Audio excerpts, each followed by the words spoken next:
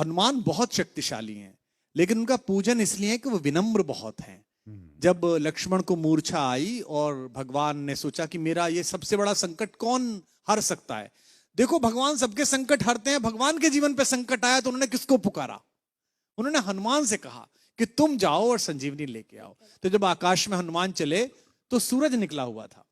आकाश में तो सूरज होता ही है, दिन कभी डूबता नहीं है। हमारी माँ पृथ्वी हमें गोदी में लेकर हमारे पिता सूरज की ओर से पीठ कर लेती है। माँ को दोष दे नहीं सकते तो पिता को दोष देते हैं कि दिन डूब गया है। दिन कभी डूबता नहीं है, दिन तो निकला रहता है। सूर्य कभी अस्त नहीं होता। कैलाश भैया ने गाया, क्या बात है, क्या बात, क्या कभी अंबर में। तो बेटा सूरज कभी डूबता नहीं है। तो सूरज आकाश में मिला, और अगर सूरज इधर निकल जाता जहां लक्ष्मण लेटे हुए थे तो भगवान के जीवन का सबसे बड़ा संकट आ जाता। उनका भुजा जैसा भाई, जिसे वो अपनी भुजा कहते हैं दाहिनी, वो पृथ्वी छोड़ जाता और भगवान सहन न कर पाते। तो इतना बड़ा काम करने गए और कितने ताकतवर थे, पंच तत्वों में से एक पवन के बेटे हैं। सूरज से मिले तो उन्होंने कितनी विनम्रता से बात की। रवि भाई, सूरज से बोले, हे सूरज इतना याद रहे, संकट एक सूरज वंश पे है। ये नहीं कहा कि मैं तुम्हारे लिए प्रार्थना कर रहा हूं, तुम्हारा ही खानदान है ना, सूर्यवंशी राम का भाई परेशान है, तुम भी सूर्य हो, तो आप ही के खानदान का काम करने जा रहा हूं। विनम्रता देखना आप कितने पोलाइट हैं, है ना। ये सूरज इतना याद रहे, संकट एक सूरज वंश पे है, लंका के नीच राहु द्वारा आघात दिनेश अंश पर है। मेरे आने से पहले यदि किरणों का चमत्कार होगा तो सूर्यवंश में सूर्यदेव निश्चित ही अंधकार होगा। कितना प्यार से बोल रहे हैं देखो आप।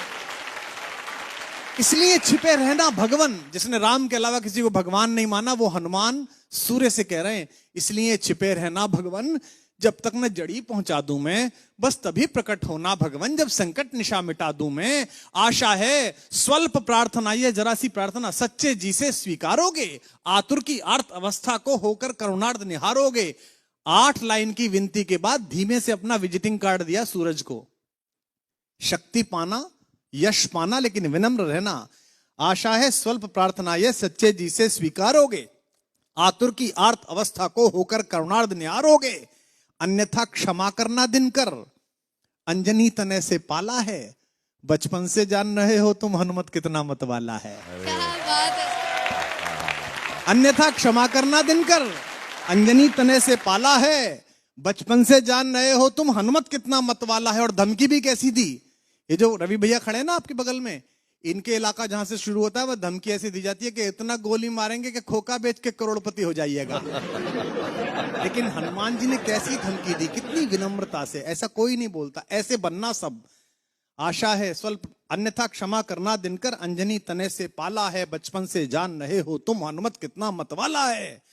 मुख में तुमको धर रखने का फिर वही क्रूर साधन होगा, बंदी मोचन तब होगा जब लक्ष्मण का दुख मोचन होगा। स्वर में स्वर भारत, शनिवार और रविवार सुबह 10 बजे ZTV और ZEE5 पर।